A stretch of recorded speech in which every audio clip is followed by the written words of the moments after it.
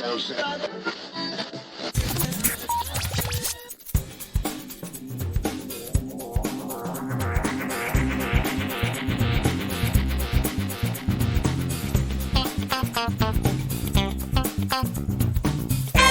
and welcome to a new episode of the Geektown Behind the Scenes podcast. I'm your host Dave Elliott and I'm away again this week, so I'm giving you another behind the scenes podcast in place of the normal Geektown radio show.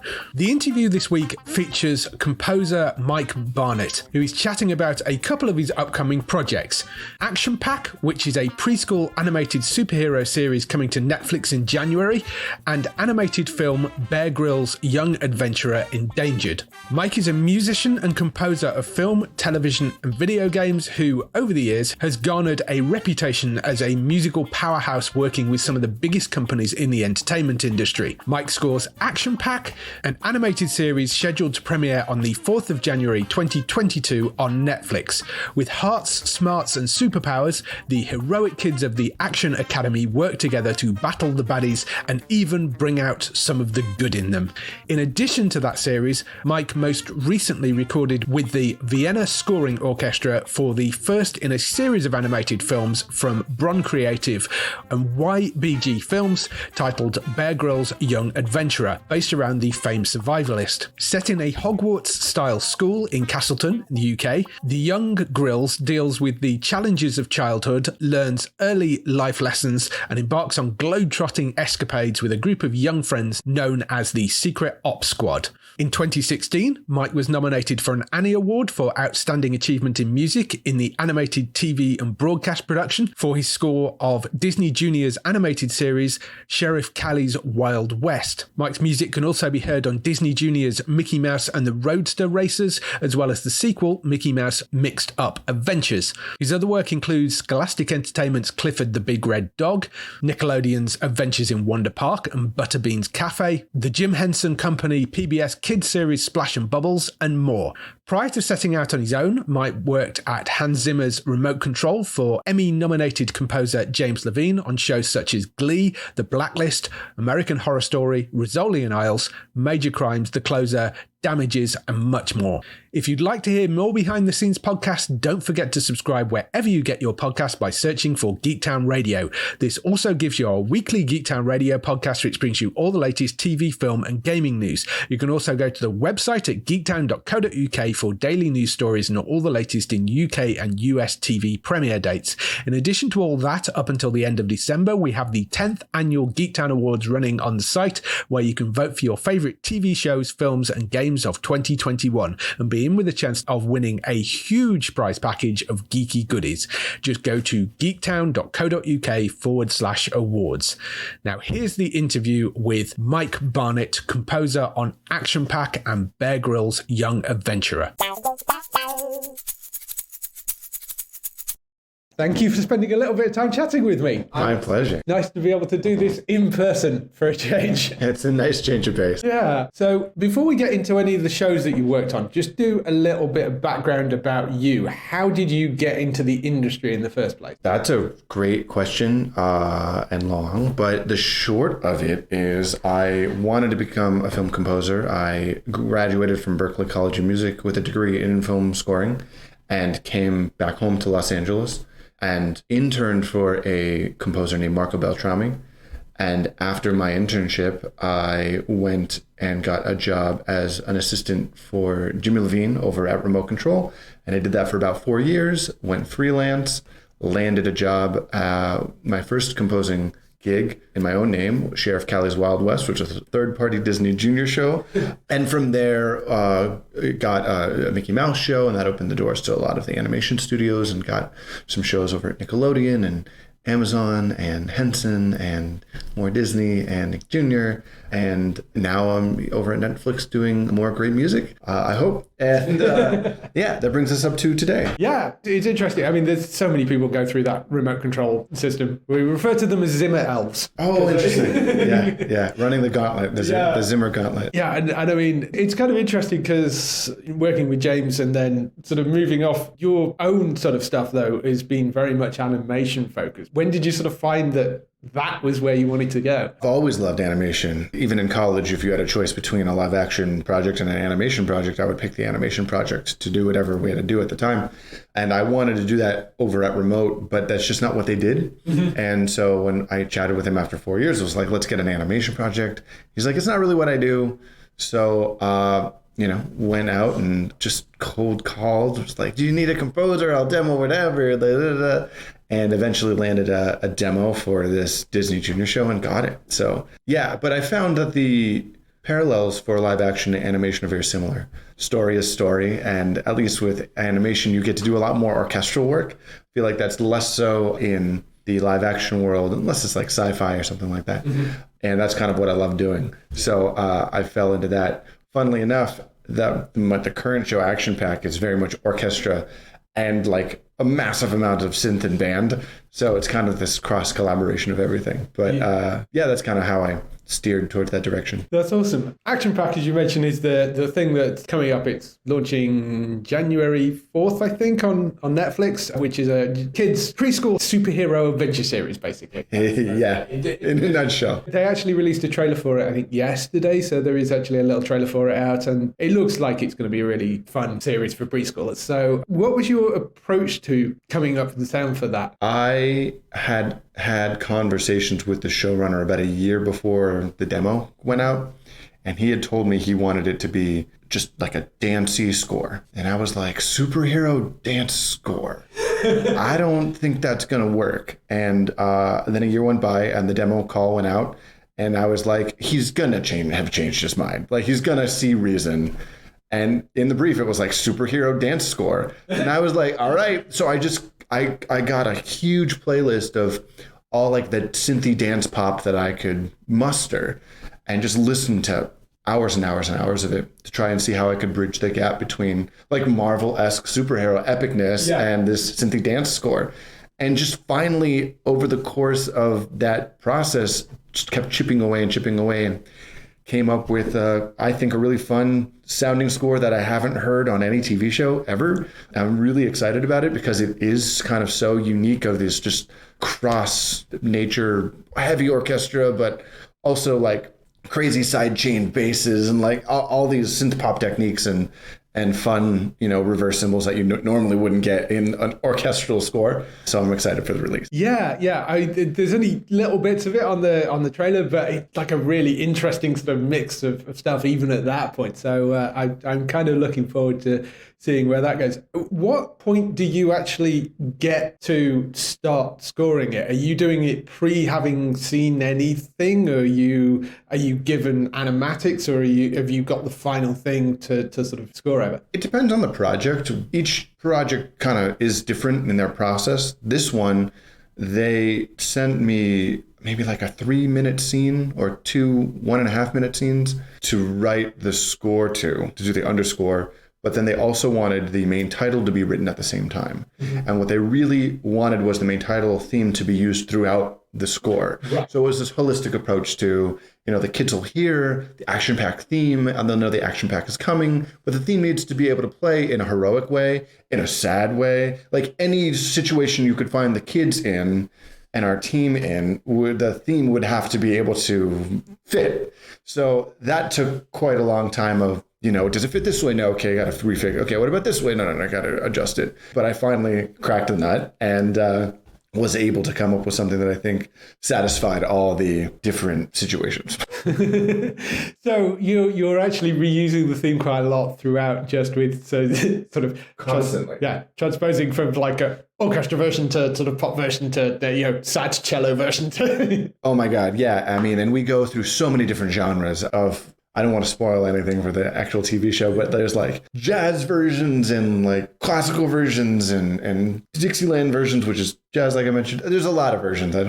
Anyways, but yeah, I basically channeled my inner Giacchino and was like, we're going to create one theme. It's going to be used all the time. And there's a few other themes, different characters are getting like themes as they come back. But we wanted to shy away from every character getting a theme because it can be a little knee-jerky when that happens, especially the fast pace of the action. You didn't want it to get out of its flow. but also can get quite boring if you keep doing the same theme over and over again without making it interesting. So that presented a challenge as well.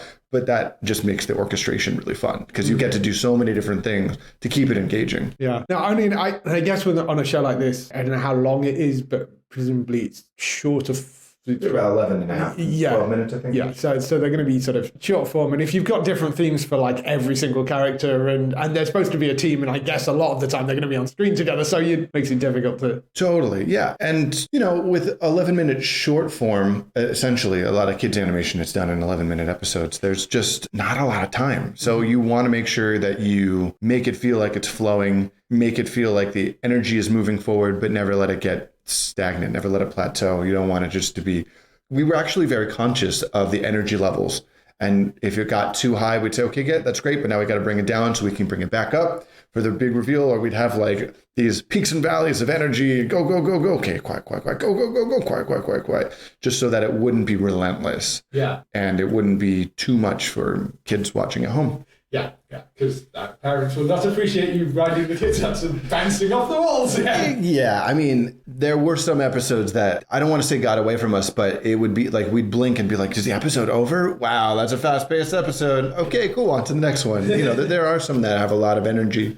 But one of the things I like so much about this project is that it really, really dives into dealing with emotions in a way that other shows don't really want to sit in the awkward. Mm-hmm. And I like that because it kind of gives kids a chance to understand through the eyes of another character, like what they're going through. And hopefully they see, oh, I'm going through those things, and they're able to relate. And the music was able to kind of slow down in those moments. And again, use that theme so that you really feel it in the heart. Yeah. You've got this high energy sort of score, you're mixing together this sort of orchestra and pop stuff. Any particular sort of interesting instruments, or is it all done digitally using live stuff? I mean, yeah, I'm singing on it. I've got my voice going through robot sounds. I'm using synth bass with full orchestra. When it starts to go really action-packy, there's like this French horn string and kind of 808 kick with I don't know, like a really processed snare and a bunch of just really ticky hi-hats that kind of start doing like 16th notes and triplet. It's just a fun conglomeration of a bunch of different genres. Yeah. And I tried to go as percussion-y synth pop as I could and orchestrally epic with strings and brass. But then, I have like timpanis and concassas and piattis in there and huge cymbal swells to really give like size. So you get like the sonic space of a giant hall, but then you'll have like the punch you in the face of an 808 kick. So that's kind of my amalgamation of the two. Awesome. I'm looking forward to, I don't have kids, so it's not really the... It's going to be like first on your list to watch.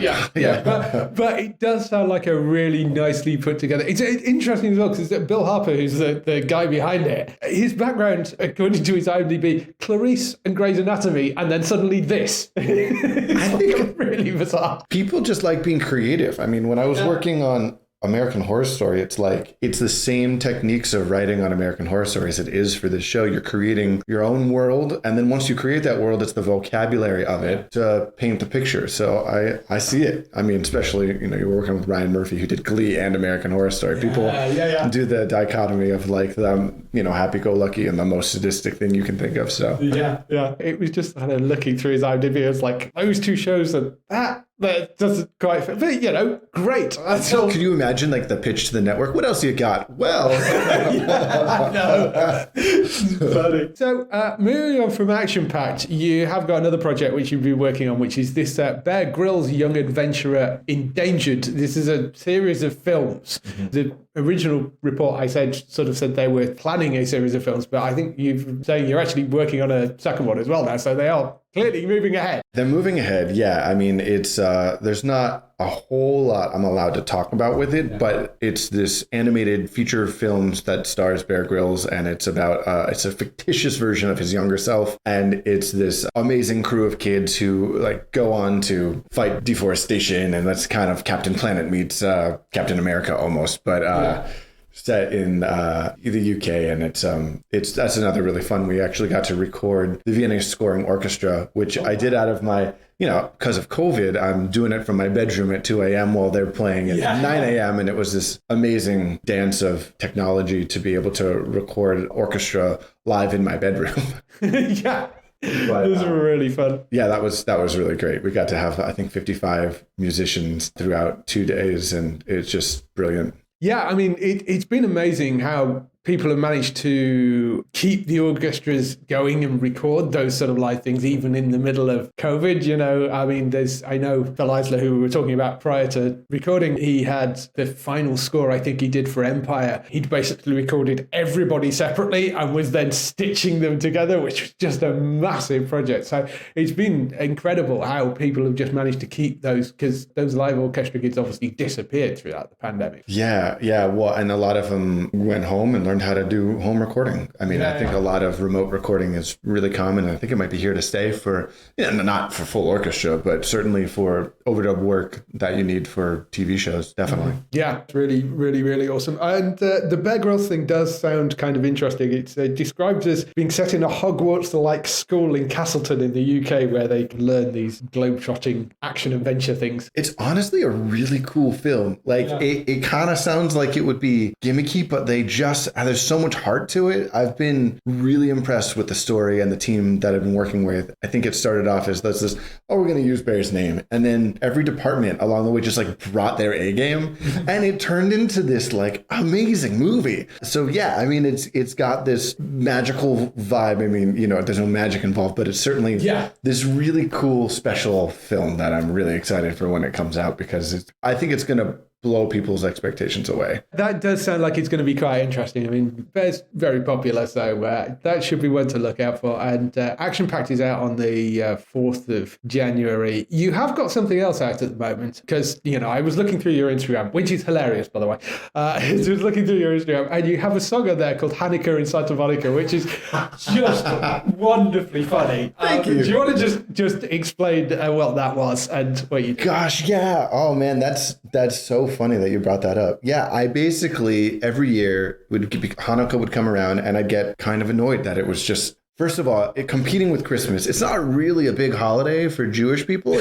We don't really celebrate it in the same way, but because it falls in the same kind of year and it's a light, celebrating lights in the darkest time of the year, it's all of a sudden competing with Christmas. And Christmas, you get a tree, and Santa's bringing you presents. In a Hanukkah, we get a menorah, and you're going to eat a bunch of fried food, right? That's all that we really got. And I always felt like I wanted a song that was as upbeat and joyous as Christmas, but also kind of snarky. I wanted to make fun of the fact that stores would get it wrong. Anything they could do to make it kind of Jewy, to sell you stuff, is what they would do. And so I was like, well, let's make the verse this kind of snarky thing, and then the chorus is just this jubilation, but we're also going to have gospel choir on there, just to make sure that it, you still know we're making fun of it. And then there's this Be the Light section at the very end, where we're just riffing on the funny things that happen in Hanukkah.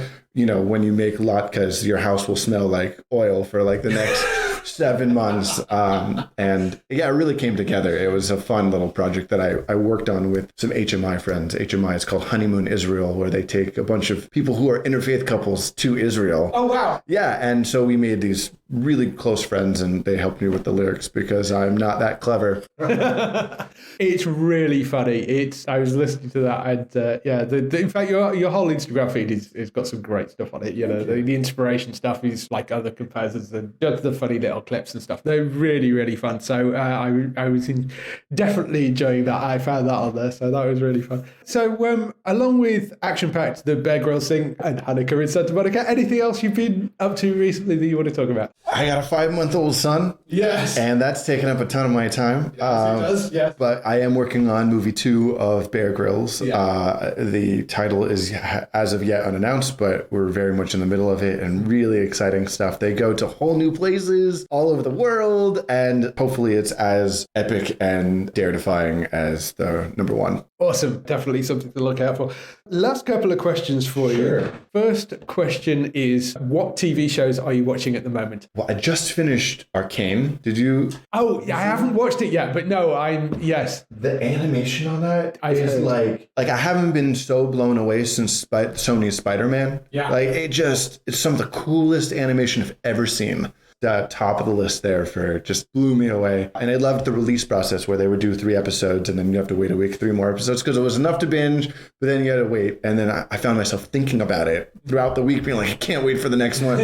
So that was really, really cool. I'm trying to think if there's another one. I know we were watching an Apple TV show, The Foundation. Oh, yeah. Which I'm a huge sci-fi nerd, so, it's like unabashed sci-fi, like it's unapologetically sci-fi, which is super fun and also very much like the book. But it was cool to see them do it. I always think with that show, it's kind of one that, it's not one that you can half watch while you're looking at your phone. It's something you focus on and it's like they stitch it together so well because it should not be filmable, that book at all. Right. And I feel like every episode is its own like mini series. Like they just do such a good job. So yeah, we've really been enjoying that one. Yeah. So the last question for you, if you had the opportunity to work on any TV show, it can be something from the past, something that's present day, or some sort of future genre that maybe you haven't worked in yet, what would it be? Any TV show ever. That's quite a huge... I mean, I would love to work on the new Lord of the Rings series that's coming out on Amazon. Weirdly, that's quite popular, yeah. I haven't seen it. Obviously, I don't think a lot of people have. No.